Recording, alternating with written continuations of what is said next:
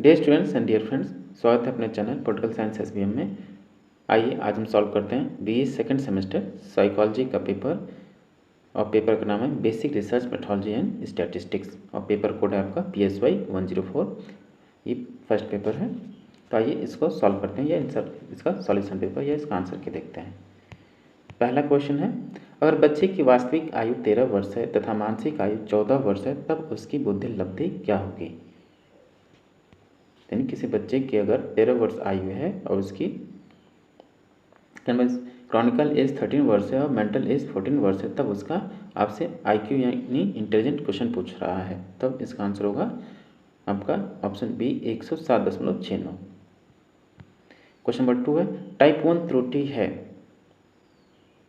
तो टाइप 1 त्रुटि आपका शून्य परिकल्पना के सही होने के बाद भी उसको अस्वीकार कर देना, ऑप्शन बी सही होगा। क्वेश्चन नंबर 3 है, सहसंबंध विश्लेषण की मुख्य विशेषता क्या होती है। चरों के बीच संबंध, चरों के बीच अंतर, चरों का प्रतिगमन या चरों के बीच प्रसरण।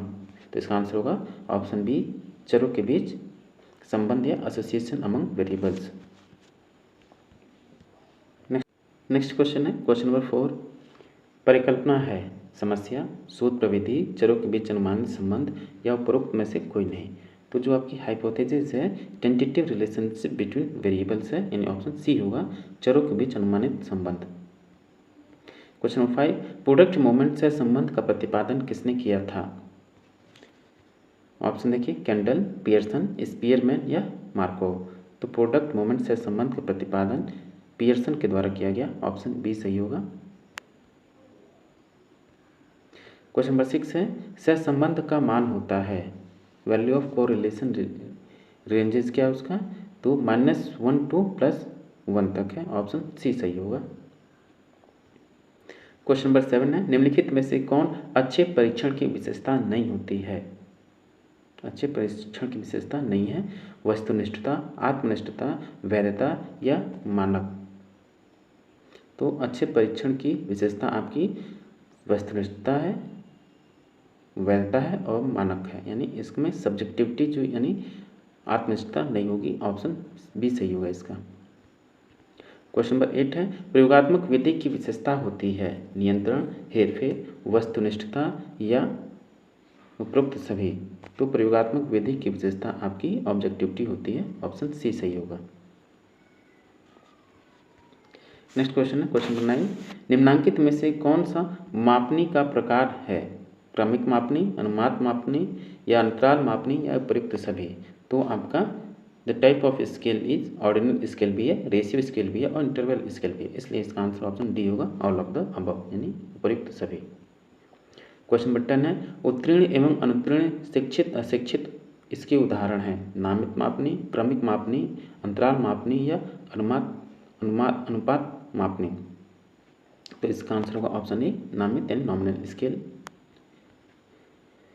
क्वेश्चन नंबर 11 है, किस प्रकार की मापनियों से प्राप्त अंक के जोड़े के लिए सहसंबंध के प्रोडक्ट मोमेंट गुणांक का उपयोग उपयुक्त है। नॉमिनल या इंटरवल या ऑर्डिनल या नॉमिनल, इंटरवल या रेशियो या ऑर्डिनल या इंटरवल। इसका आंसर होगा अंतराल एवं अनुपात यानी interval and ratio, option C सही होगा। क्वेश्चन नंबर 12 है, निम्नलिखित में से कौन सा सही मिलान नहीं है।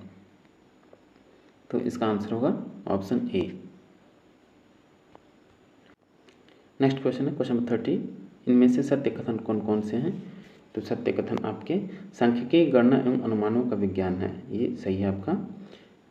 सांख्यिकी से समूह की विचलनशीलता का अध्ययन नहीं किया जाता है, ये कथन भी आपका सही है। यानी आप तीसरा देखिए, सांख्यिकी विश्लेषण से परिणाम संदर्भगत ही प्राप्त हो सकते हैं, ये गलत है, इसलिए इसका आंसर 1 और 2 यानी ऑप्शन ए सही होगा, 1 और 2। क्वेश्चन नंबर 14 है, अनुसंधान है बार बार खोज करना, किसी भी समस्या का समाधान खोजना, किसी भी समस्या का सत्य की खोज के लिए वैज्ञानिक ढंग से कार्य करना या इनमें से कोई नहीं। तो अनुसंधान आपका क्या है, किसी भी समस्या का सत्य की खोज के लिए वैज्ञानिक ढंग से कार्य करना, ऑप्शन सी सही होगा। क्वेश्चन नंबर 15, यादृच्छिक प्रतिचयन में प्रत्येक व्यक्ति के चयन की संभावना होती है। तो समान, असमान, अनुपातहीन या उपयुक्त में से कोई नहीं। तो इसका आंसर होगा ऑप्शन बी, असमान। क्वेश्चन नंबर 16 है कि लॉटरी विधि किस प्रतिचयन विधि की उपविधि है। तो इसका आंसर होगा option A, sample random sampling का लॉटरी विधि का एक उदाहरण है। क्वेश्चन नंबर 17 है, यादृच्छिक प्रतिचयन किस प्रकार का सहायक है, यानी how is random sampling helpful.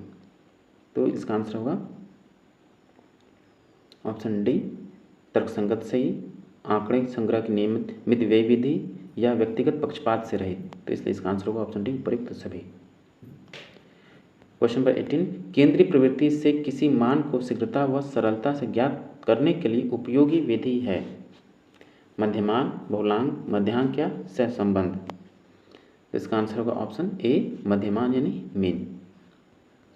Question number 19 है, निम्नलिखित संख्याओं का मध्यमान क्या होगा।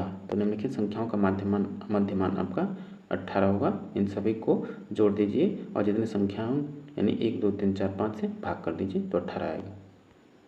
क्वेश्चन नंबर 20 है, निम्नलिखित में से किस आरेख का उपयोग आलेखीय रूप से बहुलांक का मान ज्ञात करने के लिए किया जाता है।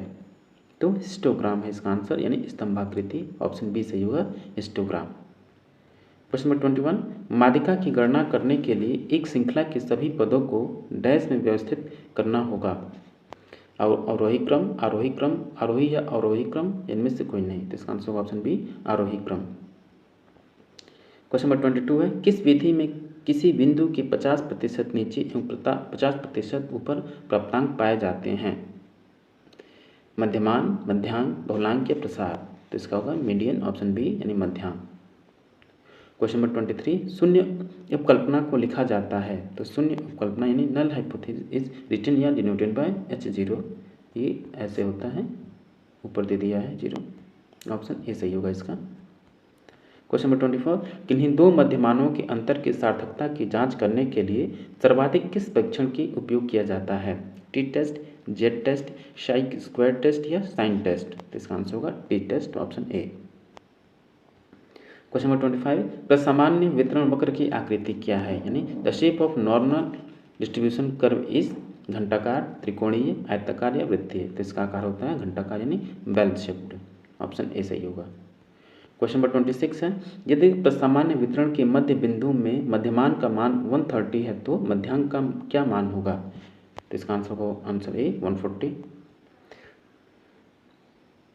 27 +-3 का विचलन के बीच प्रसामान्य वितरण वक्र के अंतर्गत लगभग कितना क्षेत्र शामिल है। तो इसका आंसर होगा ऑप्शन सी, 99.73। क्वेश्चन नंबर 28 है, अनुसंधान समस्या का चयन किस दृष्टिकोण से किया जाता है। सामाजिक प्रासंगिकता, वित्तीय सहायता, शोधकर्ता की रुचि या प्रासंगिक साहित्य की उपलब्धता। तो अनुसंधान समस्या का चयन शोधकर्ता की रुचि से किया जाता है। ऑप्शन सी सही होगा, interest of researcher. Question number 29, निम्नलिखित में से कौन से प्रोडक्ट मोमेंट विधि से सहसंबंध गुणांक गणना की विधि नहीं है।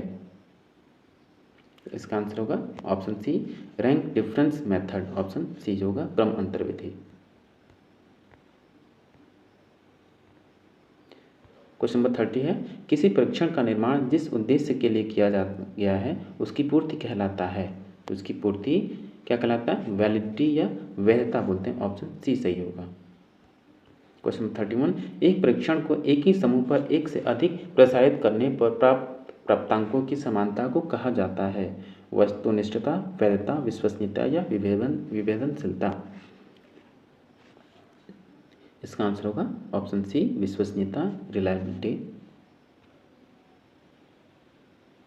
नहीं सॉरी इसका ऑप्शन है validity. Option B validity. Question number 32, सम एवं विषम पदों में बांट कर परीक्षण की विश्वसनीयता ज्ञात करने की कौन सी विधि है। Parallel form method, split half method, method of rational equivalence या नन ऑफ दीज। तो इसका आंसर होगा option B, split half method. Option B होगा अर्धविच्छेद विधि। क्वेश्चन नंबर 33 है, कैटल के अनुसार तरल ठोस बुद्धि सिद्धांत के अंतर्गत बौद्धिक के तत्व हैं। वंशानुक्रम, वातावरण, उपयुक्त दोनों या उपयुक्त में से कोई नहीं। तो इसका आंसर ऑप्शन डी, उपयुक्त में से कोई नहीं। क्वेश्चन नंबर 34 है, इनमें से सबसे पहला बुद्धि परीक्षण कौन सा है? वैसलर बुद्धि परीक्षण, बिनेश साइमन परीक्षण, रेवंस प्रोग्रेसिव मैट्रिसेस टेस्ट या भाटिया बैटरी परीक्षण?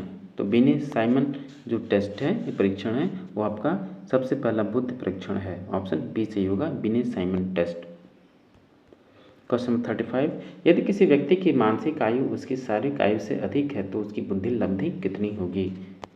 90 से कम, 100 से कम या 100 से अधिक? तो उसका बुद्धि लब्धि होगा 100 से कम। क्वेश्चन नंबर 36, TAT कार्ड में एमबी मार्क्ड कार्ड किसके उपयोग के लिए होता है? तो इसका आंसर है उपयुक्त सभी के लिए। Option D will be right answer for all.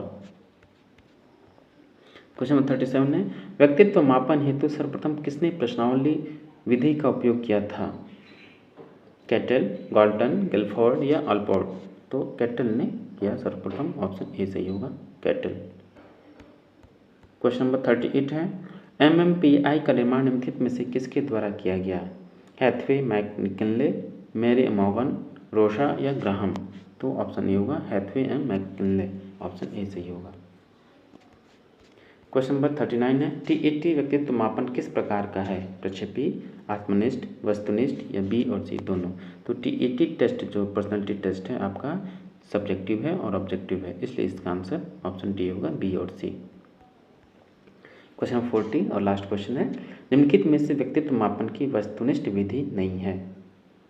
प्रश्नावली, साक्षात्कार, रेटिंग स्केल, इनमें से कोई नहीं? तो रेटिंग स्केल आपका सब्जेक्टिव टेस्ट नहीं है।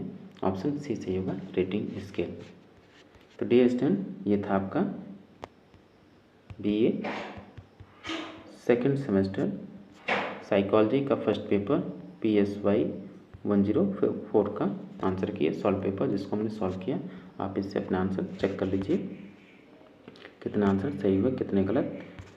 और किसी को डाउट है तो आप कमेंट बॉक्स में अवश्य कमेंट कर सकते हैं। और चलते चलते एक और रिक्वेस्ट है, जिन साथियों ने अब तक चैनल को सब्सक्राइब नहीं किया, प्लीज़ ये चैनल को सब्सक्राइब कर लें और साथ ही अपने दोस्तों में अधिक से अधिक शेयर कीजिए। मिलते हैं आपसे नेक्स्ट वीडियो में।